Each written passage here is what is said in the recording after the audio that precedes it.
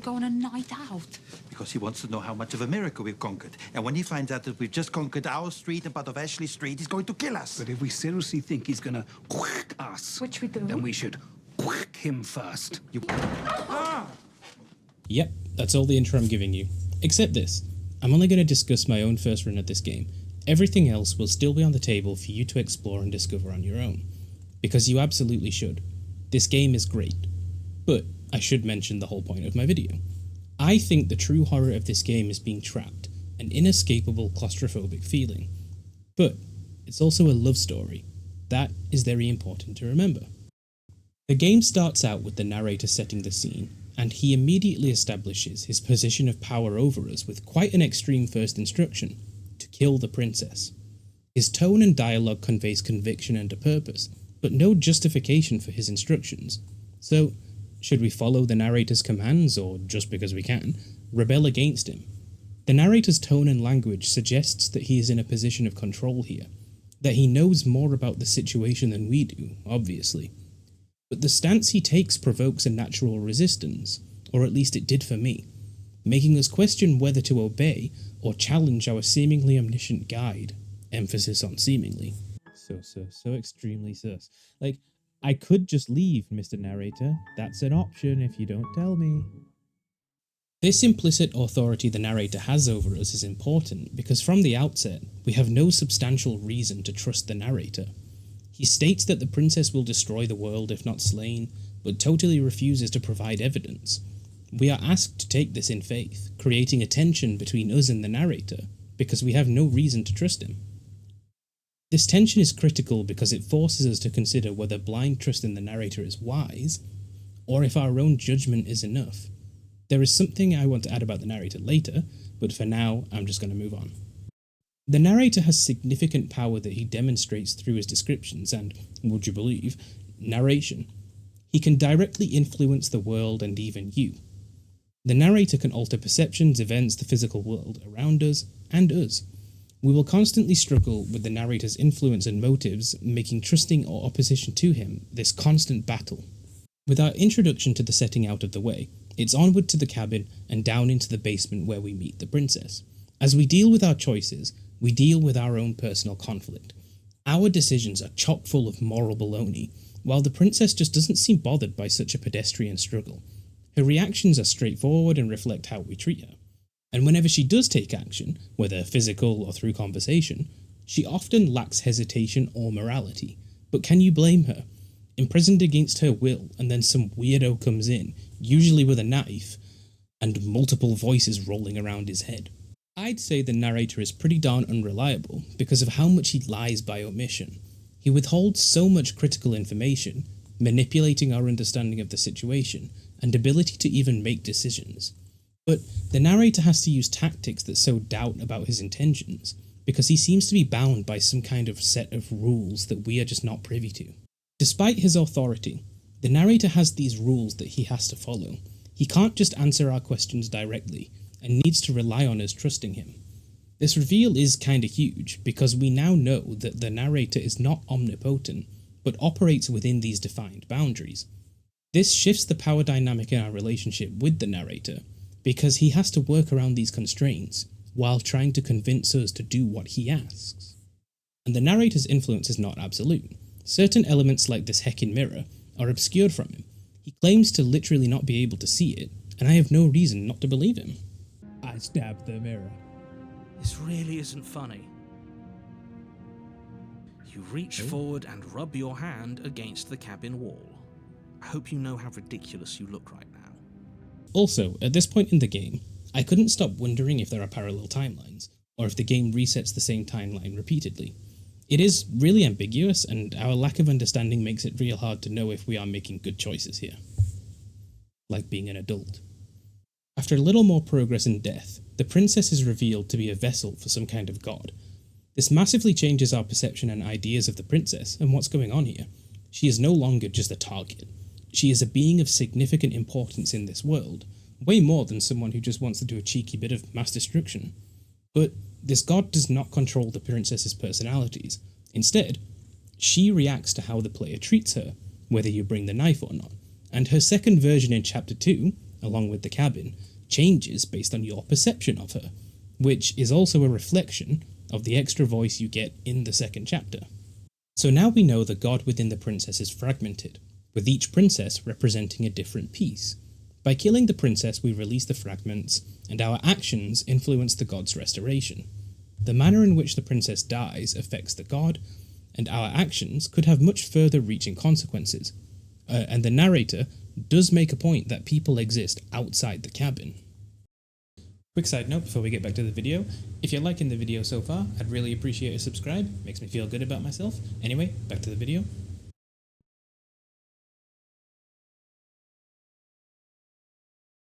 So we learned a lot in that first run, and for my next run, I went in and just killed the princess without any hesitation. And even with a certain level of disassociation, it wasn't easy. She immediately goes from confident and ready for whatever might walk in, to genuine fear as she completely loses control of the situation. Her reaction shows that she didn't really expect such a cold decisiveness from us, and it creates this moment of honest vulnerability and really humanizes the princess, despite what we learned about her in the previous run. But what's our reward for trusting the narrator? That's right. Prison. The immediate reward for complete obedience to the narrator is an eternity of nothingness. Oh, and with some bonus guilt to season the flavour. The narrator becomes agitated and angry if we want to leave this eternal emptiness. If you choose to leave, you have to, Then we should quack. Or remain the narrator's prisoner forever. The power of the narrator is oppressive, and you have to go to great lengths to defy him, even if that defection is simply wanting to be free. In Chapter 2, and returning to the cabin, we can see that a significant amount of time has passed. We find the princess reduced to a dusty skeleton. The princess, though, now a ghost, needs our help to escape. It took me until now to realise, because sometimes I can be a bit slow, that the personality of the third voice in Chapter 2 is decided by the outcome of Chapter 1. Let's welcome the voice of the cold to the club, everyone. Round of applause. Clap, clap, clap. The cold is the first to really criticise the narrator. The cold suggests and justifies the great idea of killing the narrator. It doesn't matter because we didn't fail to slay her. And if she's really back, which I doubt, it'll be just as easy to do it again. But after that nasty trick you pulled on us, maybe she's not the only one around here in need of slaying. And starts asking questions about the narrator's supposed rules, trying to figure out whether they are genuine rules he has to follow, or simply tools for manipulating us, essentially another lie. Moving on, the narrator's confusion when he sees the princess as a skeleton seems totally honest and reinforces his lack of control, just like the mirror being obscured. Comes into view. A skeletal body, lying in a heap on the floor, its wrist still bound to the wall by a thick chain. The narrator's honesty when he saw the skeleton made me think, and this was something I was constantly theorising in my playthrough, that the timeline is either resetting or we are jumping to a new one with each run, because, either way, the narrator genuinely didn't know why the princess was already dead. And just to clarify by each run, I mean every time we go back to Chapter 1. To help the princess leave the cabin, we have to let her possess us. We have to trust her to release our body after, too. If we help the princess here, she actually releases us after as well. This act of trust just contrasts so well with the narrator's manipulative nature, because so far we still don't have a reason to trust him, but the princess just gained some of ours. The god declares that the princess, here, will make for an understanding heart, which sounds to me like we had a positive influence on the god by the end of this run, despite how it started. So what if we choose to walk away, to defy the narrator and make our own fate? Oops. All cabins. An infinite number of cabins stretch into the distance, and this is where I really started to question how this universe was functioning. But it definitely lent to some kind of reality hopping. It was also directly showing the space between prisons for the vessels. This is the part of the game where I think the true horror began to rear its ugly head.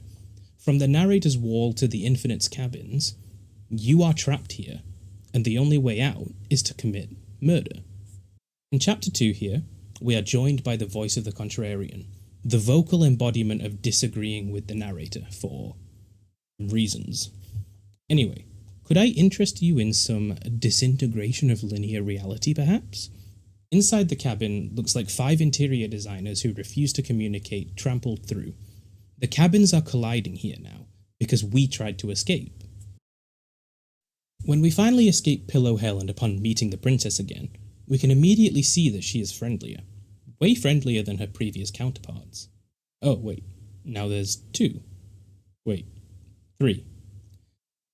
Okay, I don't know how we got here, but I rapidly lost control of the situation. I don't think these are supposed to be different fragments of the god and princess.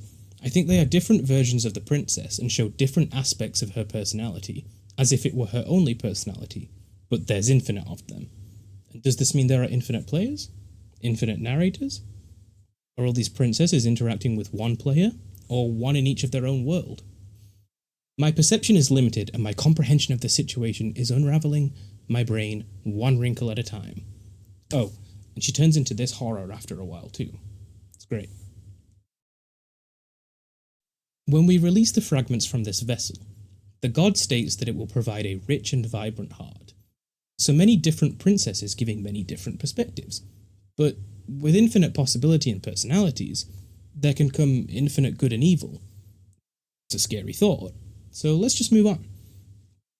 The god believes the narrator fears her, which means they've met before, and there is some kind of power dynamic between them. Oh, and then she closes my game and reopens it? A very unsubtle way of saying that she could just throat punch me into the next life if she wanted to. Oh. She closed my game. Okay then. On to the next run, which I dubbed the Full Hero Run because I'm just such a good boy. In this run, we can see that the princess has been imprisoned for a very long time.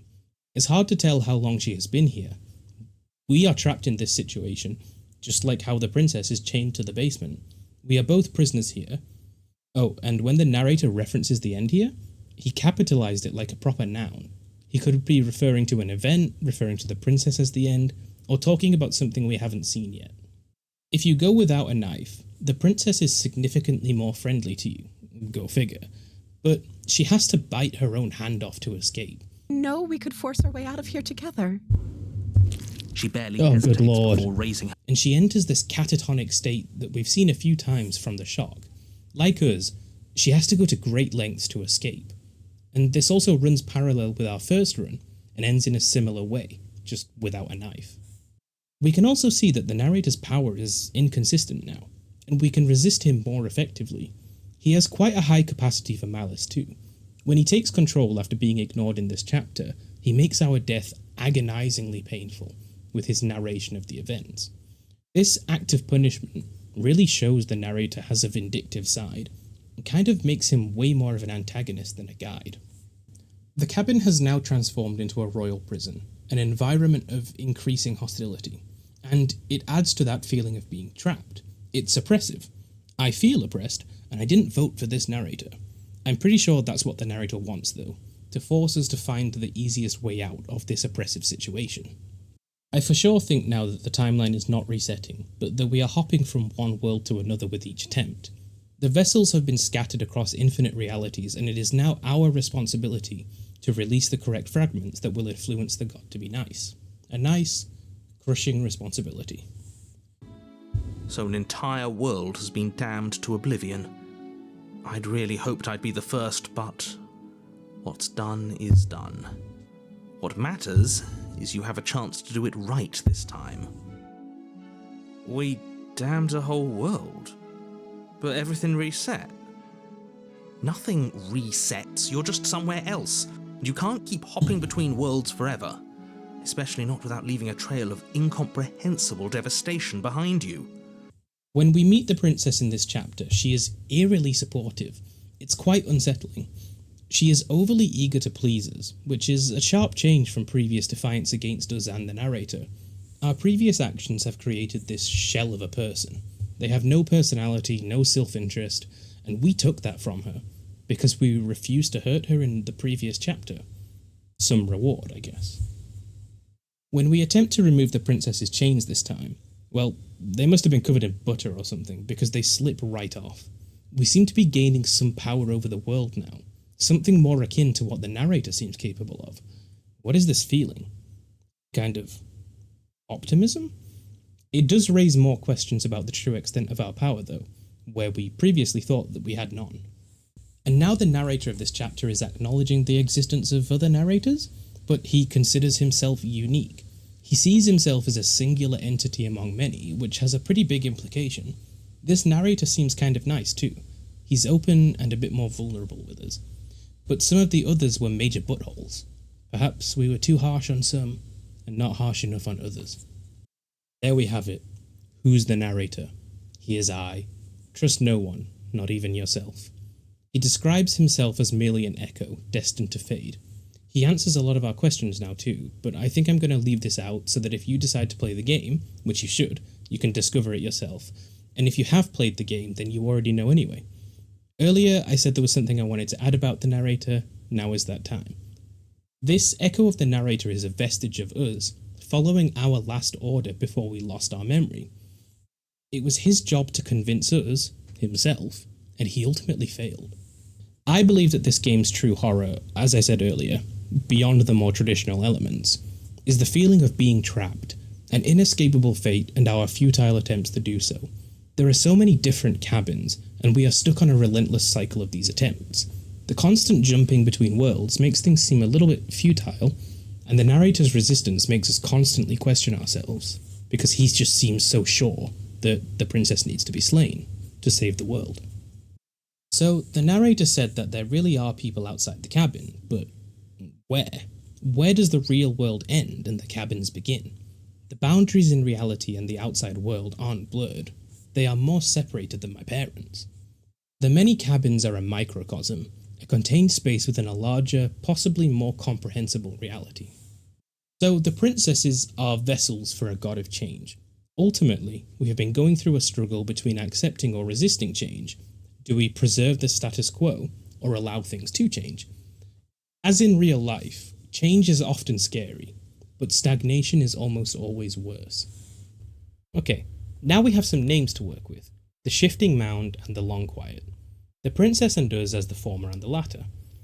These two beings are a dichotomy of change and stasis. The Shifting Mound encapsulates change and turmoil, and the Long Quiet a being of peace and quiet, but also stagnation. Think of them like two ponds. The first has water flowing through it. It is able to sustain a variety of aquatic life in its clear water. That life starts, lives and dies, but at least it got to live in between that. The second has been cut off. No fresh water enters, and the only life it has is bacteria and probably some mosquitoes. Drinking from it will probably kill you, but it's calm, quiet, consistent. Stagnant. Nothing changes here, and it's worse off for it. The Shifting Mound, the final princess we must confront. One final princess to slay or save. It's quite a horrifying eldritch sight, but I'm too stupid to go mad from the comprehension of it. Good luck to you though. Next comes the verbal sparring match with, despite our best efforts, a god that seems bent on changing things for the worse. But if we successfully make it through, we return to the beginning. Back at the start, us, the cabin, and the princess. Oh, and the voice of the hero too. Through sheer force of will, he made it back, and what a relief it was at this point. This final part is us speaking to the Shifting Mound again, now in the form of the princess, as we appeal to her humanity. We were able to convince her to meet us in the middle, to talk to each other as just people. Empathy and connection are the keys to resolving this conflict, by communicating as people who care for each other. We and the princess calm our fears and anxieties, reconcile, and depart from the cabin for the last time, together. This, after all, is a love story. Through connection and understanding, the journey we and the princess travel, from conflict to reconciliation, embodies the love they have for each other, two opposing forces of the universe, contradicting their nature to be together. Because after all, they are better together. Hello again. Thanks for getting this far in the video. I really appreciate you sticking it out. And if you want to see more, consider subscribing to the channel. I have decided that I like to write scripts and video essays for the most part, and there will definitely be more of that. Next video is going to be about a game called In Sound Mind. It's a really good horror game, psychological horror, that type of thing. So if you want to see more of that, feel free to stick around until next time. Hopefully see you then.